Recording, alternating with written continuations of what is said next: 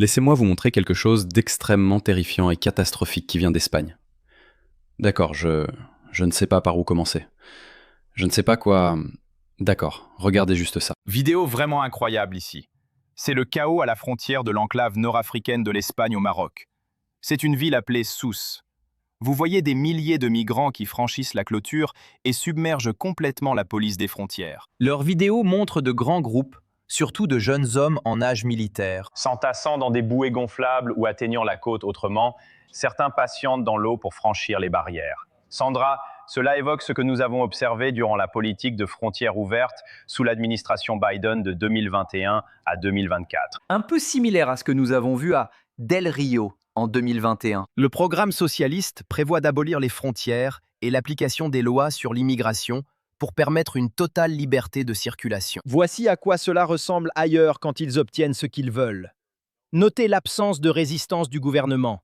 Ces personnes entrent sans obstacle. Si les gens l'ignorent, l'Espagne a un gouvernement très à gauche. Cette année, ils ont lancé un programme d'amnistie pour plus d'1 million d'immigrés illégaux. 1 300 000 immigrés illégaux ont demandé cette amnistie entre avril et juin. C'est ce qu'on appelle un facteur d'attraction, Sandra. Ils cherchent cela, pensant qu'en entrant dans le pays, ce gouvernement de gauche proposera peut-être une nouvelle amnistie. D'après les dépêches que tu lisais, les habitants semblent demander une déclaration d'urgence. Le ministère refuse et ne déploiera pas l'armée à la frontière. Apparemment, ils ne pensent pas que c'est un chiffre. Je veux dire, regardez ça. C'est du grand n'importe quoi. On a vraiment l'impression de revoir ce qui se passait il y a quelques années, quand tu faisais des reportages à la frontière ici aux États-Unis. Ça se passe en ce moment. C'est une information de dernière minute. La seule différence, c'est la puissance militaire des États-Unis. Les États-Unis sont un pays immense, immense, le pays le plus puissant du monde. Donc, quelques milliers d'hommes ne peuvent pas mettre sa survie en danger. L'Espagne est un petit pays socialiste et woke. Et selon certaines estimations, maintenant, ils ont publié des chiffres officiels estimés, les syndicats de la police nationale espagnole et de la Guardia Civile estiment qu'environ 12 000 Marocains ou autres Nord-Africains traversent chaque heure. 12 000 Marocains et Nord-Africains entrent en Espagne chaque heure, avec jusqu'à environ 80 000 qui auraient déjà traversé. Regarde ça. C'est un peu une invasion. Les gars, c'est une véritable invasion, tous des hommes en âge de se battre. Que voulez-vous, mon Dieu? Écoutez, je pense...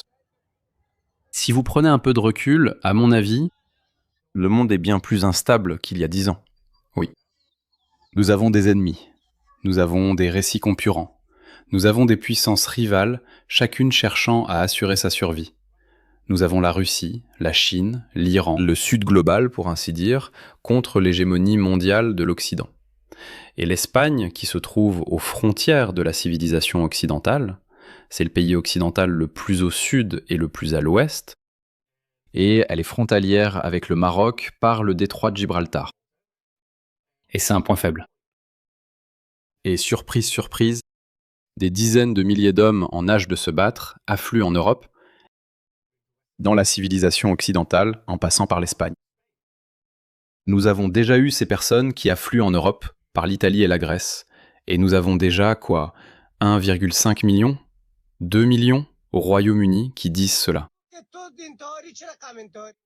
La griffe salifant. Je m'excuse encore une fois, sérieusement. Quel est le problème? Ce n'est pas un problème. Ce n'est pas un problème. Donc...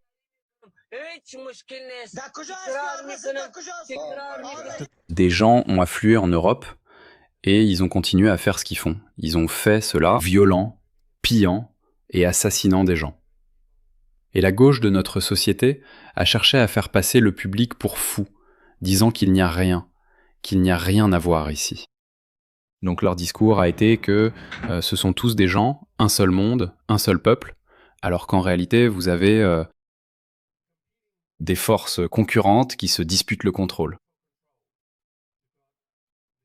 Vous avez la puissance islamique, vous avez l'influence chinoise, vous avez l'influence russe, et puis bien sûr nous avons notre influence occidentale. Tout cela se passe. Toutes ces parties avancent dans notre direction.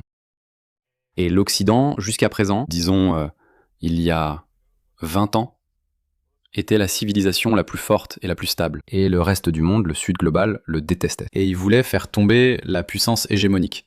Donc, à cause des échecs de l'Occident, il a commencé à importer des gens et à s'affaiblir de l'intérieur.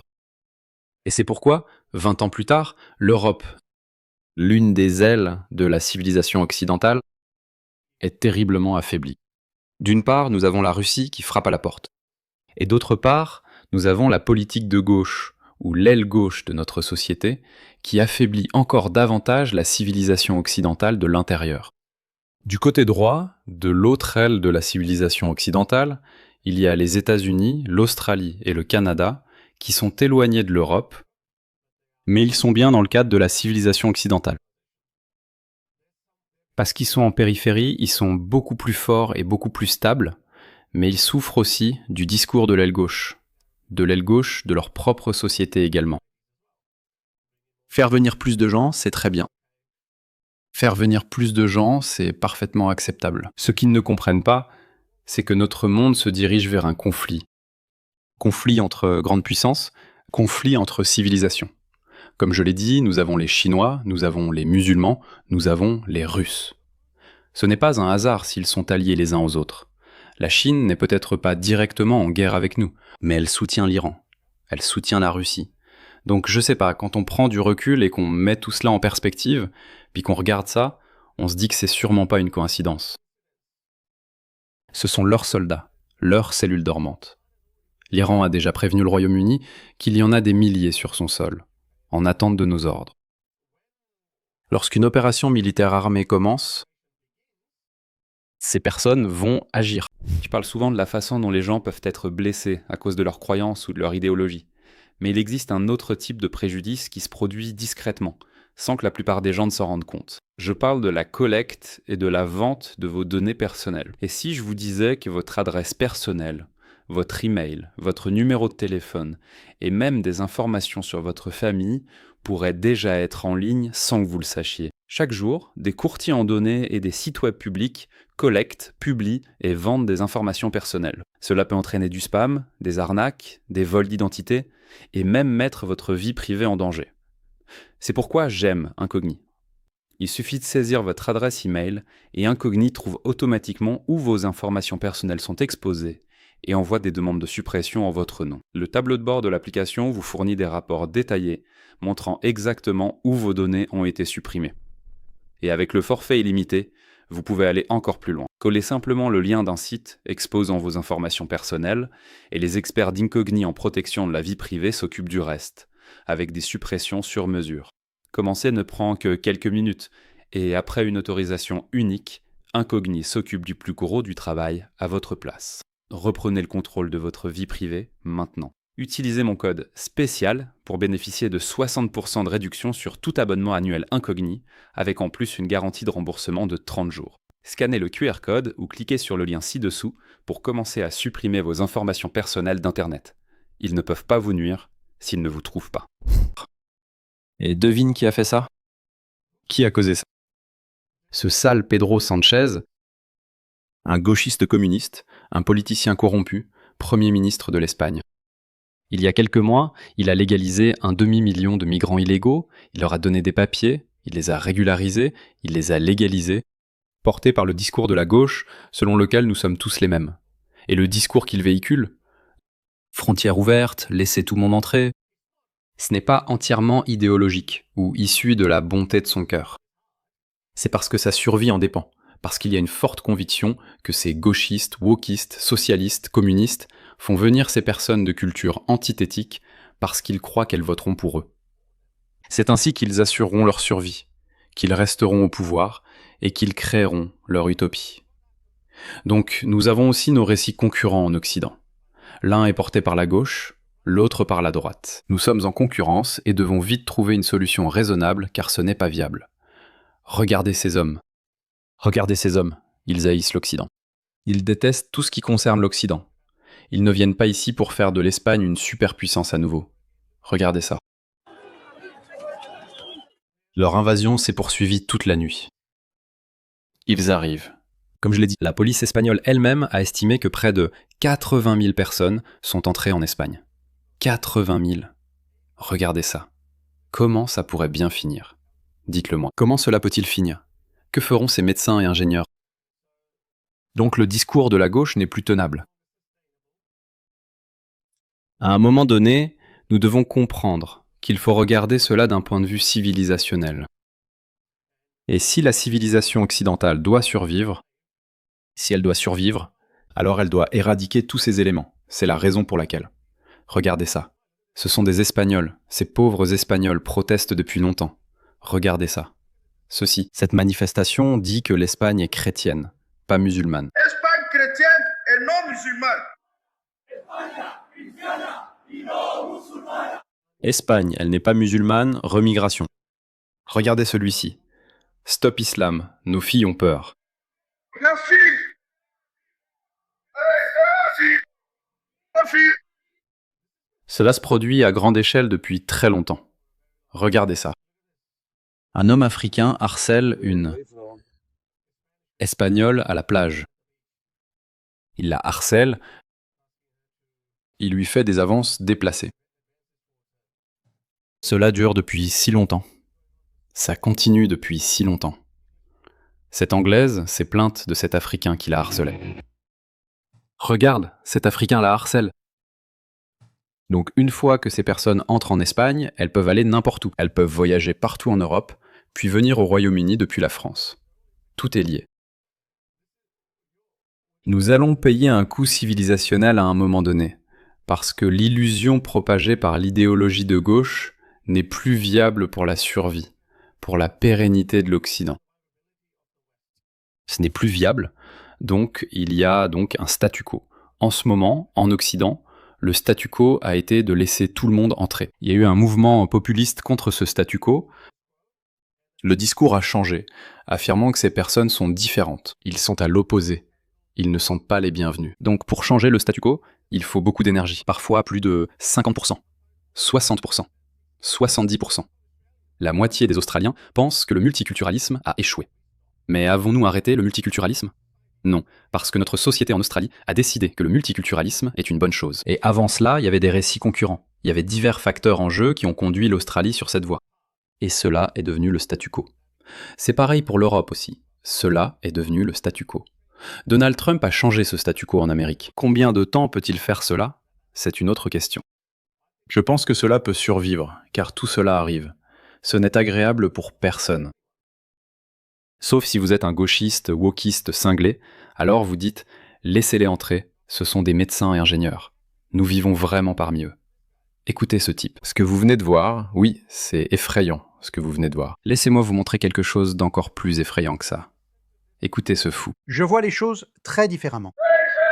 Définition de la folie.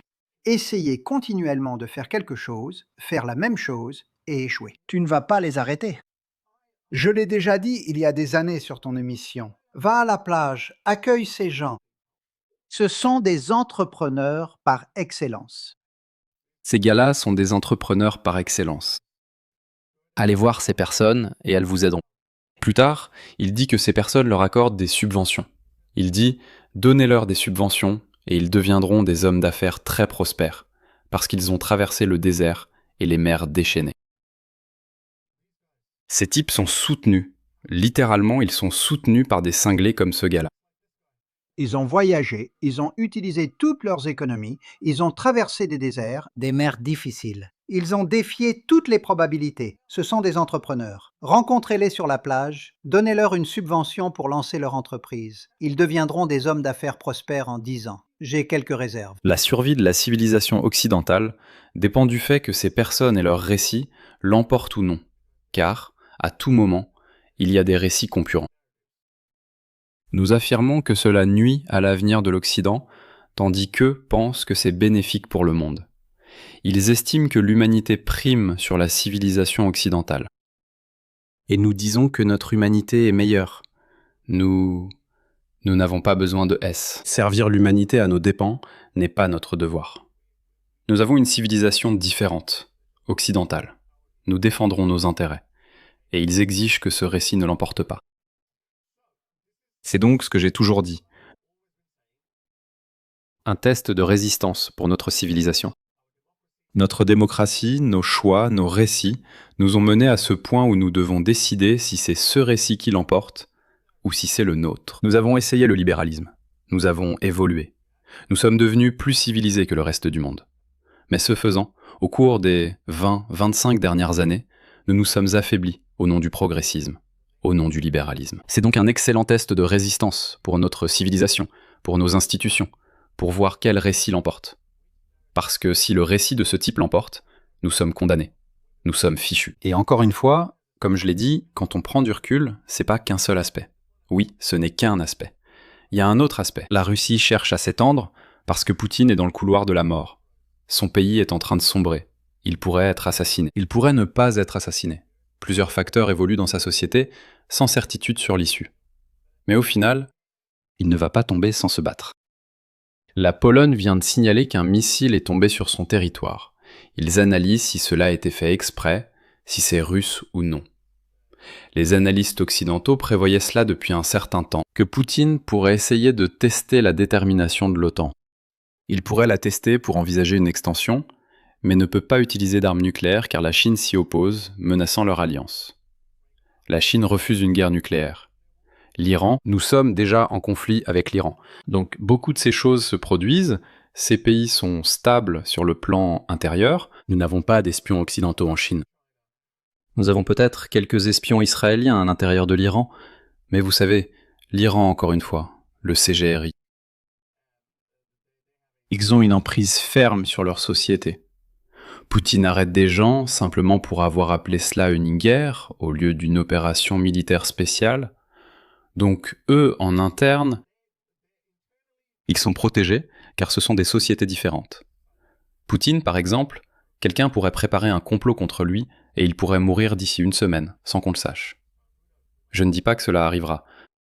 Il le sera, mais il pourrait aussi rester au pouvoir encore 10 ans, et dans ce cas-là, on est fichu. Mais nous, en Occident, nous sommes rongés de l'intérieur. De l'intérieur. S'il y a 1 millier de cellules dormantes au Royaume-Uni, un jour vous pourriez vous réveiller et voir de simples demandeurs d'asile se mettre à poignarder des gens au hasard. Qu'allez-vous faire ? Ce n'est pas aussi farfelu qu'il n'y paraît. L'Iran a déjà affirmé disposer de centaines de cellules dormantes, actives, qui dorment au Royaume-Uni et attendent des ordres. Je ne sais pas si c'est vrai ou du bluff. Mais si cela arrivait, cela vous dira tout.